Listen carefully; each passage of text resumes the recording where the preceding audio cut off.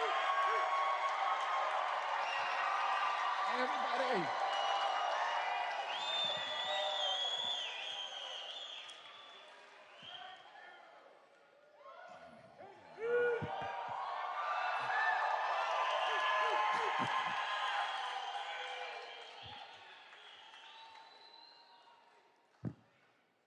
Well, I spent a lot of money on getting on every state ballot in this country. We got 1 million Americans to sign their names to petitions. We built a network in every state in this country. The entire time, our polling and all the national polling was showing that the majority, about 57 to 60%, of the people that wanted to support me, if I dropped out of the race, they said that they wanted to vote for Donald Trump. So I was hurting Donald Trump. I was hurting the Republican Party. But the Republican Party did nothing to stop me from getting on any ballot. Donald Trump was critical of me in a way that was congenial, that was respectful, and that was kind. But he did nothing.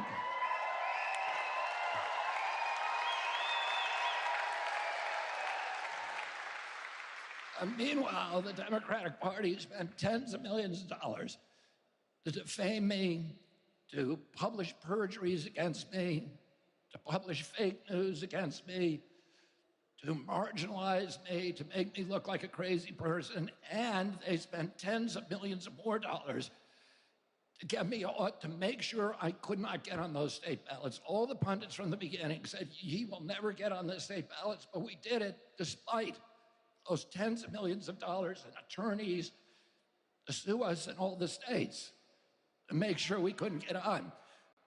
The Democratic Party sued me to keep me off the state here in Michigan, off the ballot. And the day that I announced for Donald Trump, they pivoted and sued me to keep me on the ballot. And so far, they've won that lawsuit. So my name is going to appear on the Michigan ballot. But I don't want you to vote for me. I want you to vote for Donald J. Trump.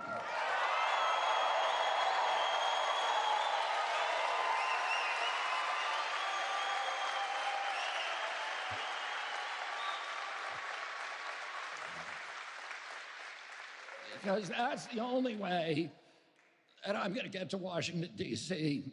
and do all the things to help end the war, to end the chronic disease epidemic, to end the censorship, to end the surveillance, and all the other things that I entered this race to do.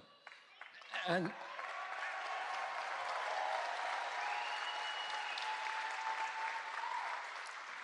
I've been a Democrat my whole life, and I heard all of the descriptions of MAGA during the 2016 election, and I bought into a lot of them. And then one day I heard Hillary Clinton criticize Tulsi Gabbard for being a communist, a Russian plant.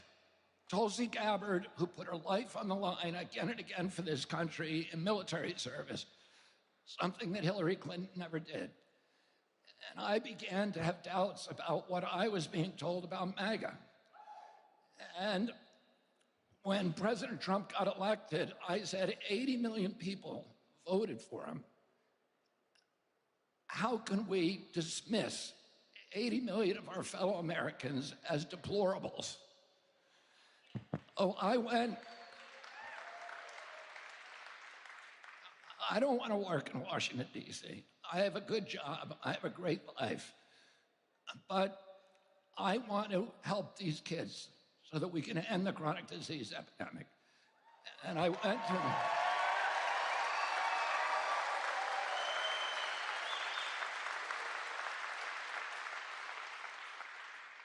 to President Trump, and I said to President Trump, if you want my help, I am here to do it. And we worked together for a while. But I started to understand that MAGA, for most Democrats, MAGA, Make America Great Again, means going back to the 1950s. And they say it's racist because we didn't have civil rights in our country at that time for Black Americans. They say it's dictatorial and it's against freedom of speech because that was the era of Joe McCarthy. And they say it's isolationist and retrograde. But the more that I get to know you and the more that I get to know Donald Trump, I understand what MAGA really means. And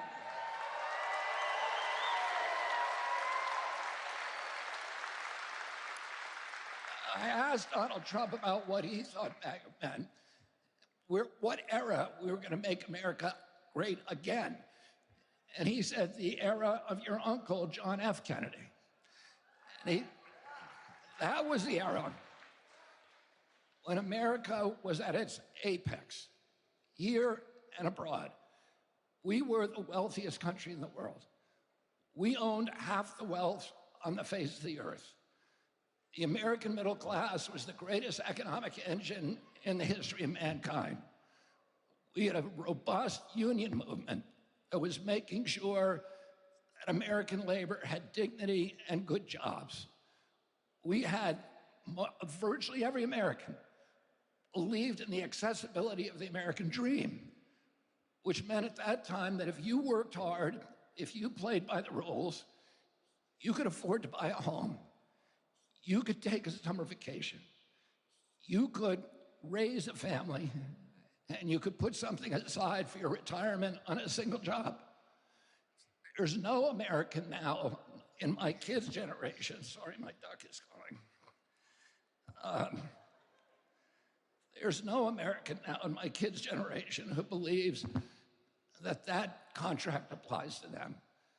This is a demoralized generation. In 2013, there was a poll in which Americans under 35 were asked, are you proud of the United States of America? And 85% of them said yes. The same poll taken 6 months ago, only 17% said yes. We have an entire generation that is alienated, that is disaffected, that has lost faith, hope for their own futures, and has lost their pride in our country. And to me, that was one of the most tragic data points that I learned about in this election. We have kids, the greatest asset that I had as a boy was this intense pride that I had about the United States of America. And we were, at that time, a moral authority around the world. The people all around the world wanted to be in America. They looked to us for leadership. They knew the difference between leadership and bullying. They didn't want us making wars. My uncle was asked by one of his best friends, what do you want on your gravestone? And he said, he kept the peace. He said the primary job of a president of the United States is to keep our country out of war. He said that he didn't want African children and Latin American children and Asian children, when they heard about the United States of America, to think of a man with a gun. He wanted them to think of a Peace Corps volunteer. He wanted them to think of the Kennedy Milk Program, which gave nutrition to tens of millions of hungry children around the world. He wanted them to think of USAID and the Alliance for Progress that put America on the side of the poor, not just in this country, but all around the world. And those are the same ambitions that Donald Trump has. Today, my uncle kept any American soldier during his term in office from ever going to die in combat.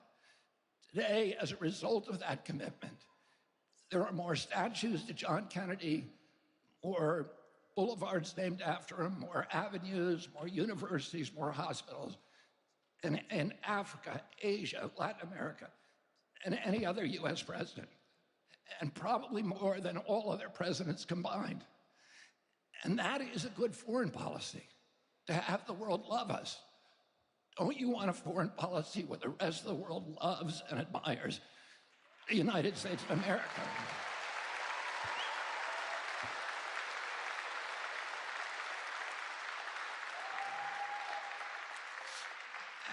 And when he says, make America great again, that's what he's talking about. And one of the things that we learned at home is that we not only had to be virtuous as a nation, we had to be virtuous as individuals. We had to, for example, tell the truth when we did something wrong. So one time I hit a baseball through my mom's window and broke it. And my dad said to me, before you answer this question, I want you to remember what George Washington did. He cut down the cherry tree. This is a story every American knew at that time.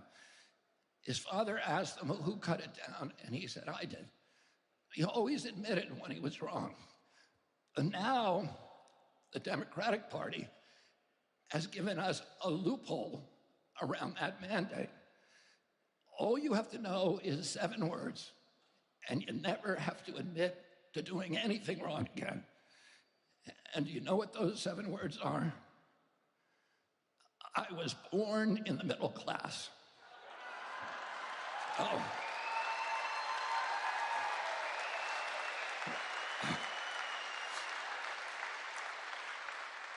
So repeat after me, I was born in the middle class.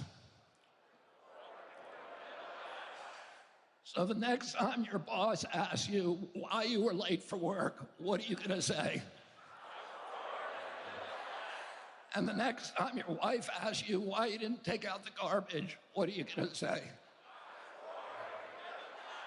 And the next time your landlord asks you for the rent check, what are you gonna say?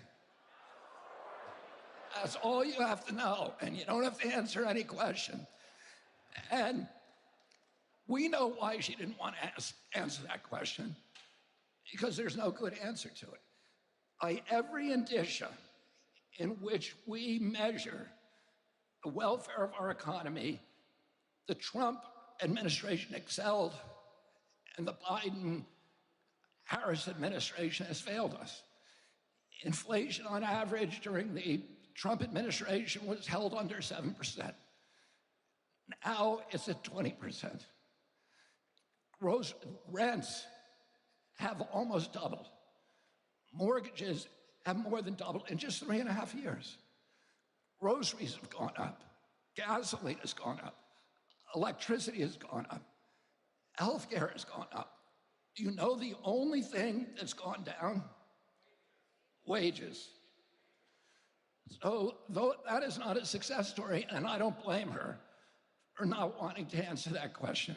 It was a question that was almost impossible for her to answer truthfully and still walk out of that debate. So the Democratic Party that I grew up with, the Democratic Party of John F. Kennedy, of Robert Kennedy, does not exist today. This was the party of peace. Today, it's the party of war.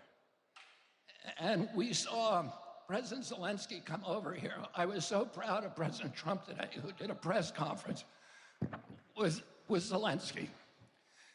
And the Democrats had done their own press conference, and you know what he got them to do? He got them to sign artillery shells. These are artillery shells that are going to be dropped on women and children. And he got them to sign something else, an $8 billion additional check. Don't you think we could use that money over here in this country?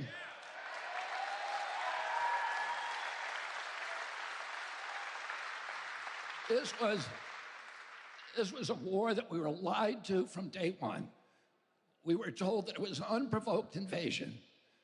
We weren't told that Vladimir Putin and every other Russian leader told us for 30 years, if you go into Ukraine, we're going to have a military reaction. It is a red line for us. Ukraine has a 2,200-mile border with Russia. They've been invaded 3 times through Ukraine. Last time, Hitler killed 1 out of every 7 Russians. If we put Aegis missile systems in Ukraine, like we've done in Romania and Poland, which they also told us don't go in there, those missiles, Tomahawk missiles, which can be nuclear tipped, will be 3 miles from Moscow. We could decapitate the entire Russian leadership in 3 minutes. My uncle, when the Russians tried to put missiles in Cuba, was going to go to war. And if Putin tried to put missiles in Canada or Cuba or Mexico, we would go to war. So we had to expect that they would do exactly what they told us we were going to do. And if you go into Ukraine with NATO, we're going to go to war. And 2 days before the invasion, Kamala Harris went to Germany and said definitively for the first time by any U.S. leader, we are moving NATO into Ukraine. And that is something that we all need to understand, that provocation. And I was so proud of President Trump because everybody says that he alienates people all over the world. He doesn't know how to be a diplomat. But he was the epitome of diplomacy, and I urge you to go look at the YouTube.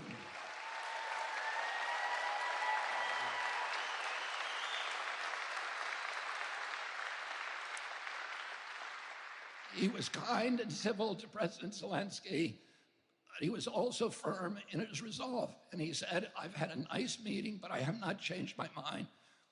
We need a peace, and we need to do it very quickly. And we need to protect U.S. interests, not an interest of a country in which we have no strategic interest and no treaty. And he was polite, he was kind, but he was firm in protecting our country. And that's what Donald Trump will always do.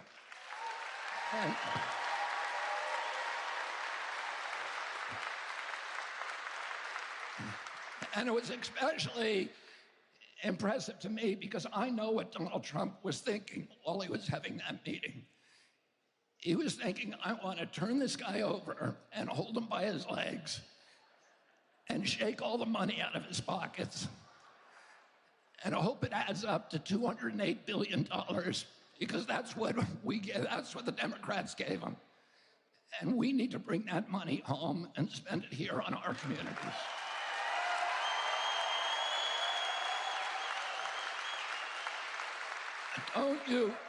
Don't you think you deserve a president who is going to make peace with the world?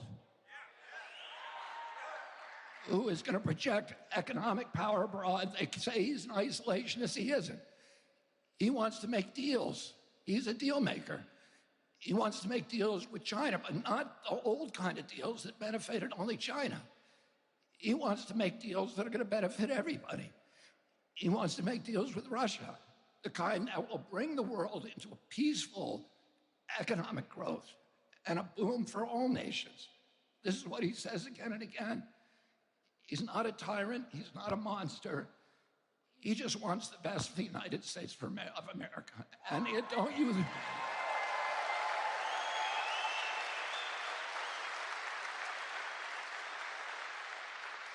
The Democratic Party that I grew up with was the party of constitutional rights, of civil rights, and particularly the right of freedom of speech, which my uncle and my father treasured. They thought this is the basis, a fundamental bedrock of American democracy is the free flow of information. And when government gets involved in censoring information, that is the beginning of totalitarianism. And we know this because we read Orwell and Aldous Huxley and Robert Heinlein and Alexander Solzhenitsyn and Arthur Koestler when we were growing up. And that was the lesson that was repeated in civics lessons again and again. The one thing that you never allow a government to do is to censor speech of any kind. And if you do that, it is the first step down the slippery slope of totalitarianism. So the Democrats are trying to say that Donald Trump hates democracy, that he wants to be a dictator, but they're all advocating now, openly advocating the censorship of our speech. And what they say is, well, we don't want to censor all speech, just the lies. They want to determine what's the truth and what's a lie. And who was the biggest perpetrator of lies during the COVID epidemic? It was the government itself. They were the ones promoting disinformation and misinformation.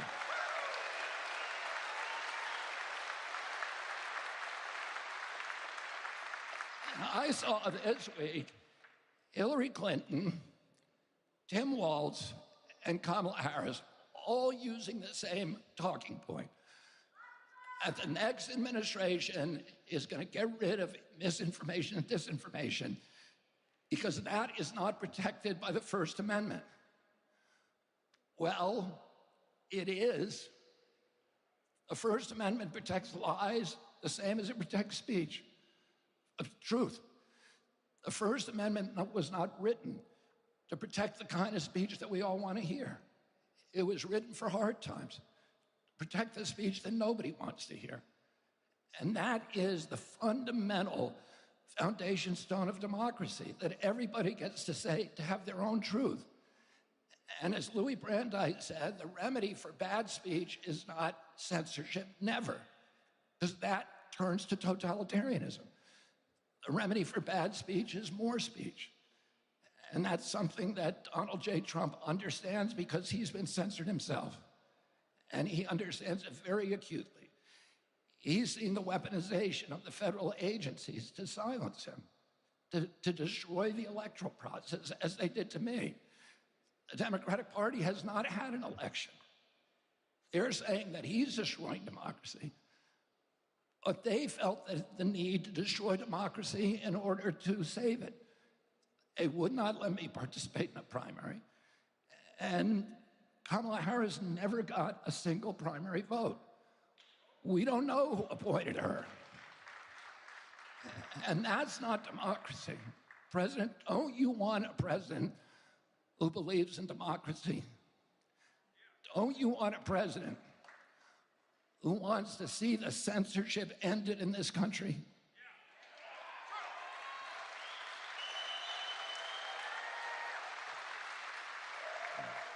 Don't you want a president who's going to end the surveillance state and make our country the beacon of freedom around the world once again?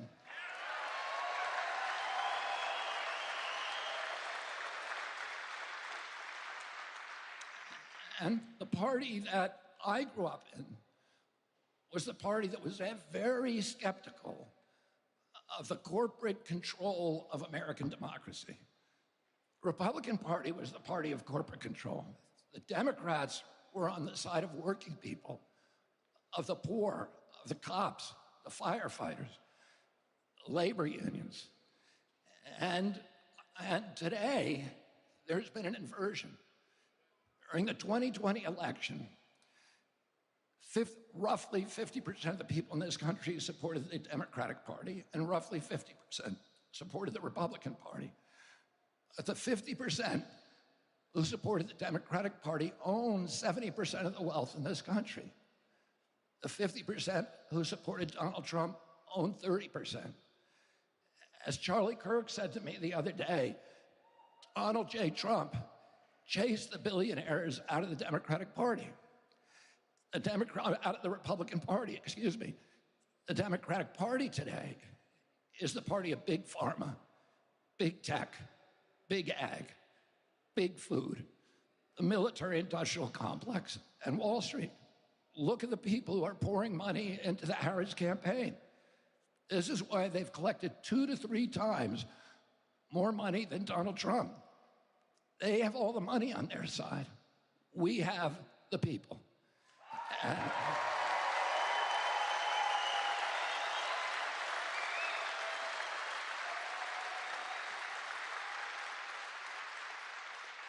And don't you want a president of the United States who, instead of outsourcing U.S. jobs and manufacturing capacity abroad to China and to Latin America and to other countries, is going to get other countries to outsource their manufacturing and jobs to Michigan, like Falk that we're standing in now.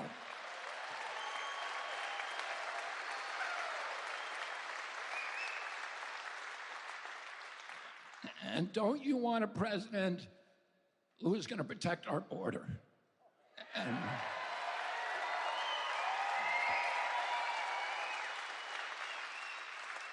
raise your hand if you think it's a good idea that the Mexican drug cartel, the Sinaloa cartel, is now running U.S. border policy. That's not good for our country. Do you think that's good for our country? No. It's terrible, and it's terrible for working people. In the last 10 years of his life, I worked very, very closely with Cesar Chavez, who was a very close political ally and personal friend of my father. And during that, and I was a pallbearer at his funeral in 1993. During that period, I was working with him on pesticide issues because Hispanic farm workers, 15,000 of them are poisoned, many of them killed by pesticide exposures every year, and their families are devastated. Cesar Chavez's other big issue was closing the U.S. border because he understood, and I was at the border many times. The first time I went down between 2 o'clock and 3 o'clock, and I saw there's 27 gaps in the wall that were left by the Biden administration when they shut down construction the day they came into office. And all the material that we've already paid for is sitting right next to those gaps in the wall. They could easily rebuild them right now. President Harris says, there's nothing I could do. Yeah, there is. You could just finish the wall. And when I was down there at 2 o'clock in the morning, it looked like the start of the Boston Marathon. There were people, humanity pouring across, and the Border Patrol their job had been repurposed from protecting our borders to escorting people to the Yuma airport and sending them to any destination in our country. It's the most insane thing I've ever seen. And it's crushing the social safety net in our country. And the reason Cesar Chavez wanted to close the border is he saw that all these illegal migrants who were coming across were destroying his capacity to negotiate for good working conditions and good wages for his American workers. And that was obvious at that time, not only to Cesar Chavez, but the entire Democratic Party. Today, because President Trump said we need to close the wall, that's the only thing that they hear. If Trump says it, it must be wrong, so now we're up for an open border. Don't you want a president who is going to reassert control of the U.S. government of our immigration policy?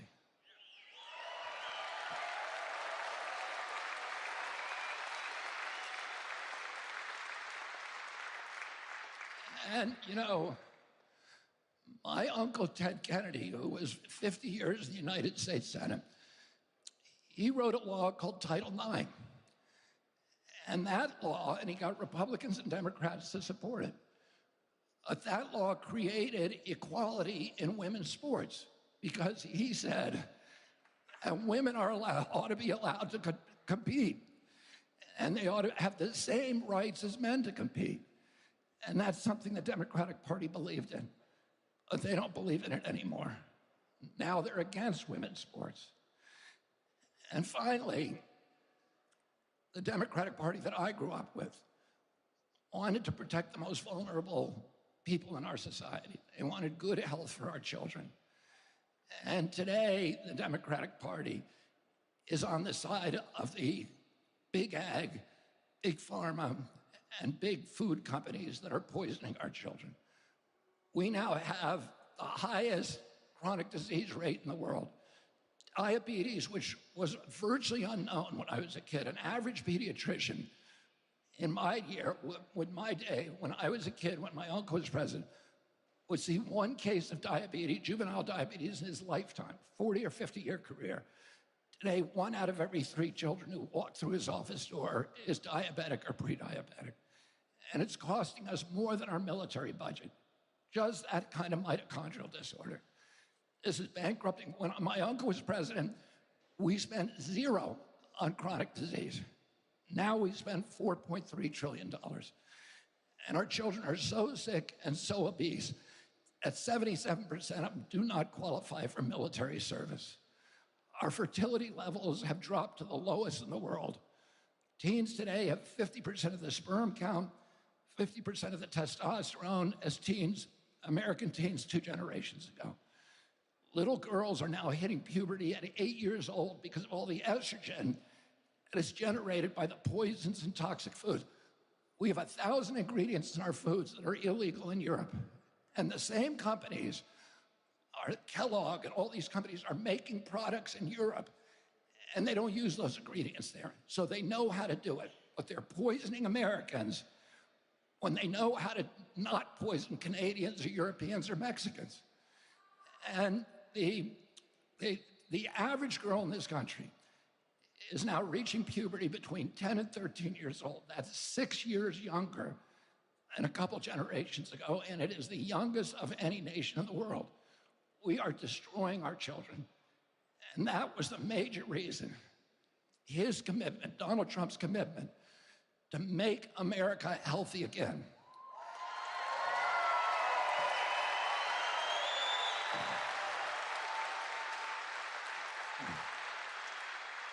Is the primary reason that I joined this campaign. And don't you think that we want a president in this country that is going to make our country healthy again? Thank you all very much, and God bless you, and get to the poll on November 5th here in Michigan. And don't vote for me, vote for Donald J. Trump. Thank you.